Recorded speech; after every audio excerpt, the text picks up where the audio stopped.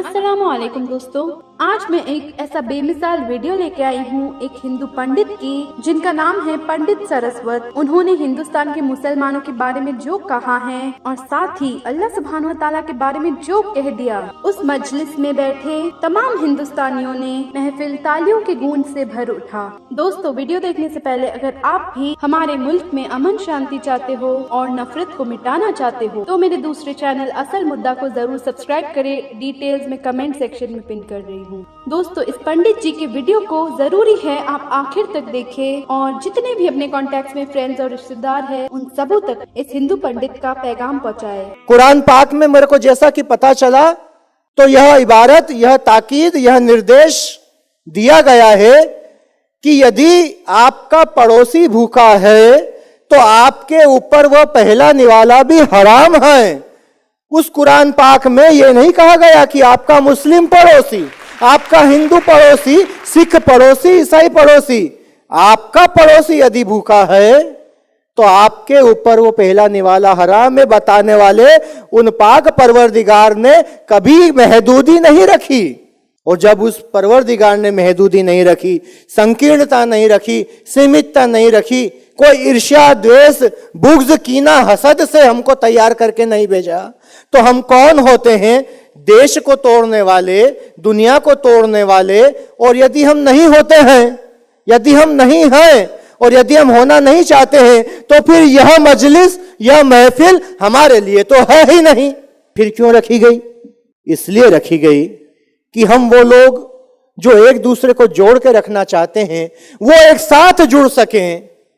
एक कारवा, एक सैलाब, एक लब्बो-लुआब इस महफिल के माध्यम से दिख सके, सब एक दूसरे से मिल सकें कि कोई पूरब में रहता है, कोई पश्चिम में रहता है, कोई मशरिक में रहता है, कोई मगरिब में रहता है, कोई शिमाए में रहता है, कोई जुमूल में रहता है। इस पूरब, पश्चिम, उत्तर, दक्षिण, आग्नेय, नैऋत्य, वायु, ईशान, धरती, आसमान, ये जो 10 दिशाएं हमारे लिए मुकर्रर की गई है, उसमें रहने वाले हम सब इसी कौमी यकजहती को लेकर के जो जी रहे हैं, कम से कम हम उनसे तो मिल पाए ऐसे आयोजन, ऐसे सेमिनार, ऐसे कॉन्फ्रेंस के द्वारा।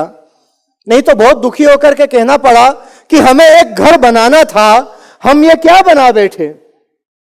हमें एक घर बनाना था, हम ये क्या बना बैठे। कहीं मंदिर बना बैठे, कहीं मस्जिद बना बैठे। परिंदों का अपना मकान नहीं होता, परिंदों का अपना मकान नहीं होता। कभी मंदिर पे जा बैठे, कभी मस्जिद पे जा बैठे, और वो जा बैठे तो उनको आधार कार्ड की कभी जरूरत नहीं पड़ी। ये तो हमें जरूरत पड़ती है आधार कार्ड की, हमें जरूरत पड़ती है हिंदू, मुस्लिम, सिख, ईसाई, जैन, बौद्ध, यहूदी, पारसी, वहाबी आदि कहलाने की।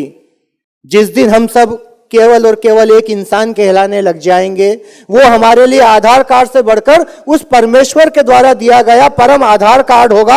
और जब हमारे पास में वो परम आधार कार्ड होगा तब मेरा वह दोस्त बड़े शान से, फक्र से कह सकेगा कि मंदिर तोड़ो, मस्जिद तोड़ो, इसमें नहीं मुजाका है। दिल मत तोड़ो यार किसी का, ये घर खास खुदा का है। हर दिल में रब बसता है, और जहां रब बसता है वहां सब बसता है, और जहां सब बसता है वहां संस्कार बसते हैं, वहां देवीय गुण बसते हैं, वहां अखलाक बसता है, वहां खुलूस बसता है, वहां अकीदत बसता है। और जब सब बसता है तब मुझे याद आ रहा है कि 11 सितंबर 1893 को भी ऐसा ही इमरान भाई एक सम्मेलन हुआ है इस दुनिया के नक्शे पर, अमेरिका देश के शिकागो शहर के कोलंबस हॉल में। इसी हिंदुस्तान की नुमाइंदगी करते हुए मेरा अपना बड़ा भाई, हम सबका अपना बड़ा भाई बिरादर अजीज, वो नरेंद्र नाथ स्वामी विवेकानंद बनकर के ऐसे ही एक लेक्टर्न के सामने आकर के, ऐसे ही एक डाइस पर, पोडियम पर खड़ा होकर के जब उसने बोला my dear sisters and brothers of America, तो वो पूरा का पूरा सदन तालियों से गूंज उठा था। मैं ये नहीं कहता कि हम ताली बजाने के लिए यहाँ पर एकत्रित हुए हैं, लेकिन ताली बजाने में कौमी यकजहती का संदेश आता है, क्योंकि ताली एक हाथ से नहीं बजती, ताली 2 हाथ से बजती है। और 2 हाथ से बजने का मतलब होता है कि हम एक दूसरे से जुड़े, क्योंकि किसी ने कहा है कि पूरी धरा जो साथ दे तो और बात है, पर तू जरा भी साथ दे तो और बात है। चलने को तो एक पैर से भी चल रहे हैं लोग, पर दूसरा जो साथ दे तो और बात है। बहुत बहुत शुक्रिया।